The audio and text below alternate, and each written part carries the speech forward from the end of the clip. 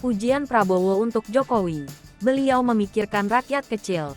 Menteri Pertahanan Prabowo Subianto kembali memberikan pujian kepada Presiden Joko Widodo mengenai penanganan pandemi COVID-19 di Indonesia.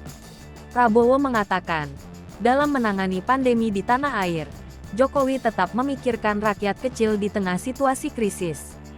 Prabowo mengatakan, Badan Kesehatan Dunia atau WHO menekan pemerintah Indonesia untuk menerapkan lockdown demi mencegah penyebaran virus corona.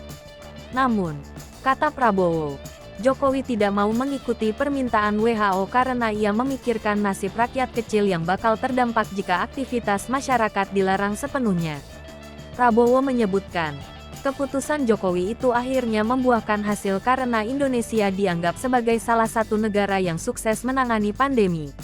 Ketua Umum Partai Gerindra itu pun mengajak masyarakat untuk menghargai kerja keras Jokowi terlepas dari perbedaan pilihan politik di masa lalu.